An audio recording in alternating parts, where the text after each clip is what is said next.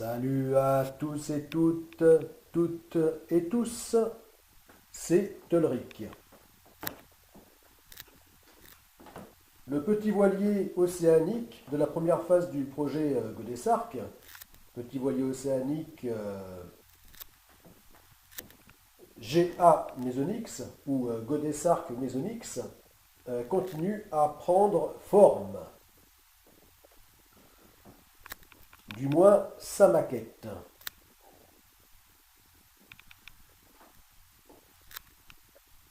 Donc là, il est donc à sa version finale. Voilà à quoi il ressemblera véritablement.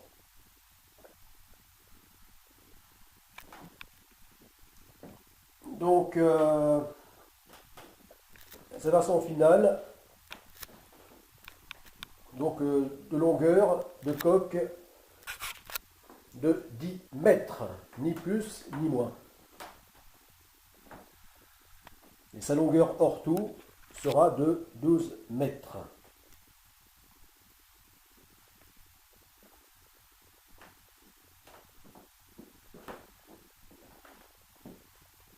Voilà, donc ici, c'est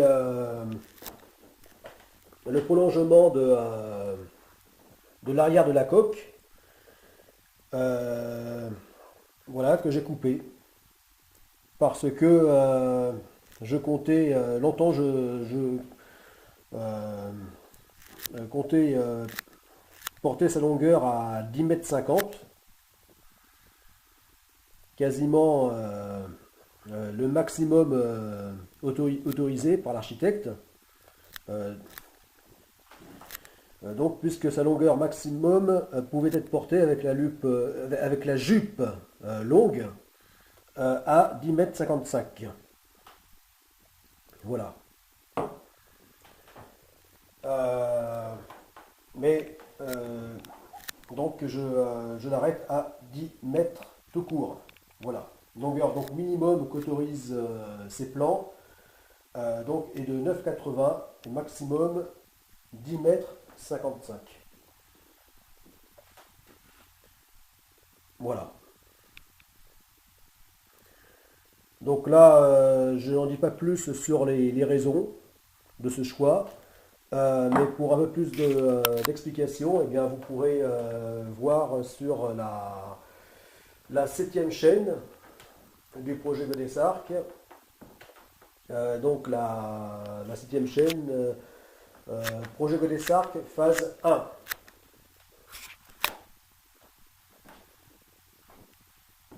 Voilà, donc chaîne où je développe davantage ce qui est en rapport direct avec le projet Godessark. Donc notamment les aspects techniques. Voilà, donc ça avance tout doucement mais sûrement. Voilà, donc cette maquette là, en fait cette sculpture plutôt, donc approche de sa version finale. Voilà, donc là on le voit en version, comme là j'ai repris la construction du véritable voilier, donc sur le site de construction qui se trouve dans une ancienne écurie. Et bien, je l'ai reprise en version dérivateur intégral. Voilà, comme j'avais commencé tout au départ. Voilà. Alors pour mieux comprendre, ici, là c'est le voilier dans sa version quillard. Voilà. Dans sa version quillard. Voilà, puisqu'on voit ici la quille. La quille.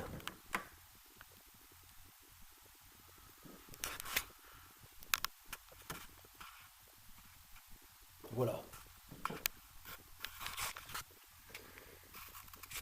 puisque ce plan, ce modèle, autorise pour donc le même forme de coque, hein, les mêmes lignes de coque, autorise donc de le construire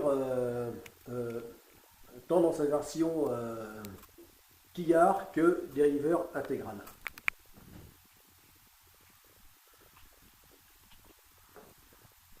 Voilà.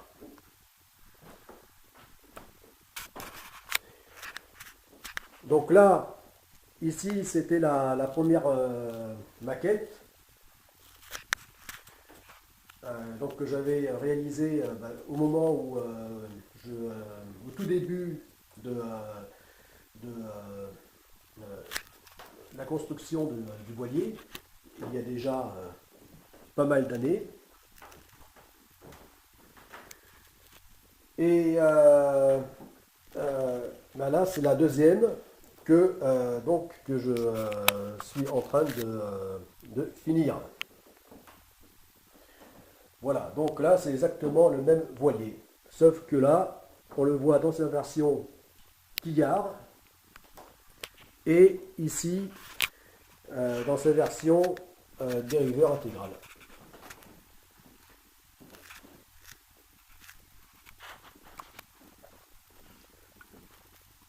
Voilà, donc avec légère modification du plan pour ce qui est donc du pont.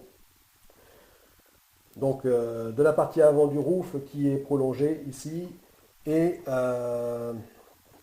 du cockpit qui est allongé jusqu'au tableau arrière.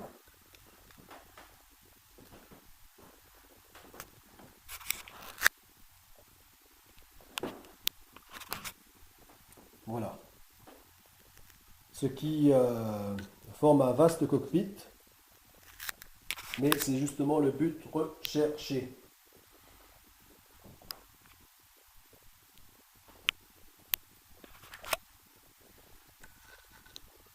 Voilà, de pouvoir disposer d'un vaste cockpit à la fois confortable et sécurisant.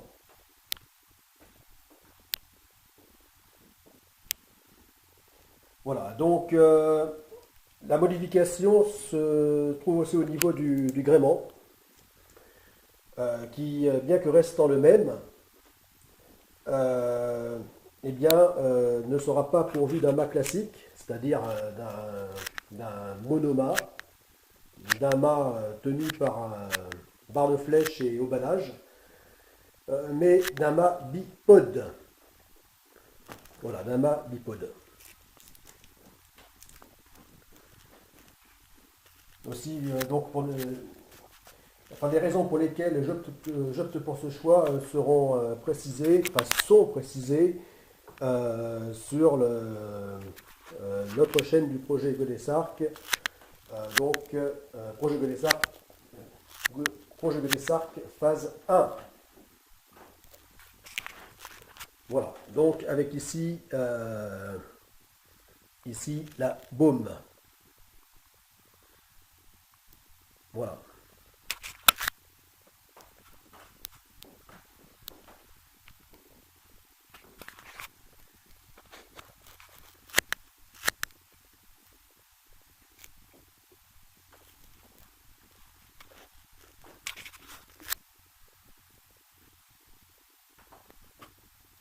Puisque le gréement reste le même, c'est-à-dire voilier gréé en sloop.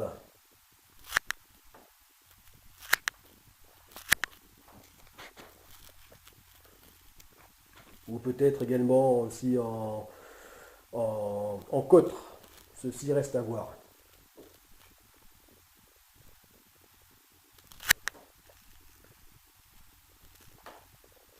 Ben, je pense plutôt en cotre, parce que le gréement devrait être plus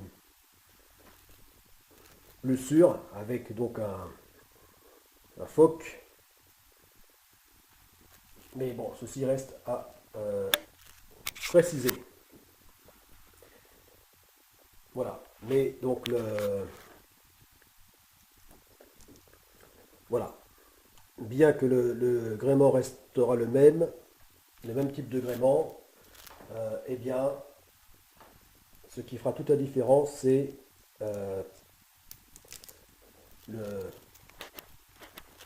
l'usage d'un mât bipode.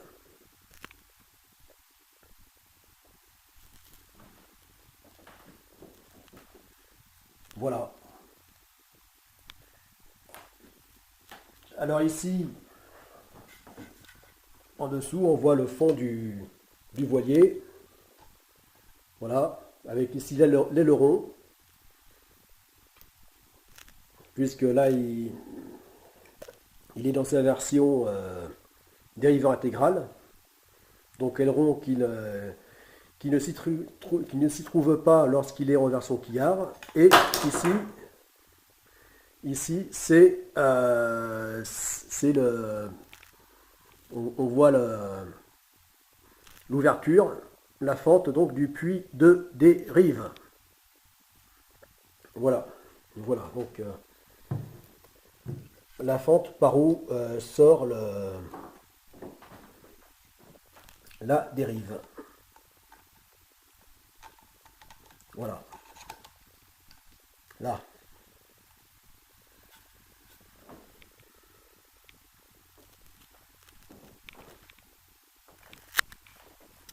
Voilà.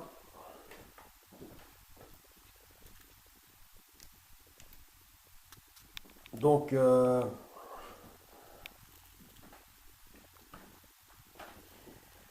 voilà le petit voilier océanique de la première phase du projet Godesarc. Voilà, que l'on voit également ici, mais non plus au 1/20e, mais au 1/400e. Voilà. À côté, donc, de l'un des deux grands navires de la seconde phase du projet Godesarc. Le GA Mayacetus, ou Godesarc Mayacetus, long de 180 mètres. Mais là, ceci concerne la seconde phase du projet Godesarc. Donc pour en savoir plus,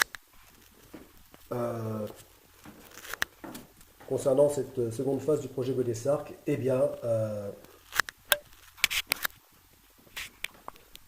il suffit d'aller voir la 8e chaîne du projet Godesarc, la chaîne projet Godesarc phase 2.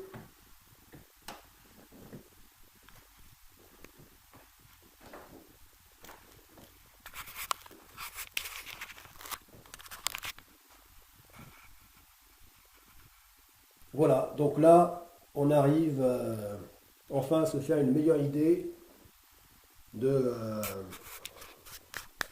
la silhouette de ce que sera vraiment Godesarc Pachycetus.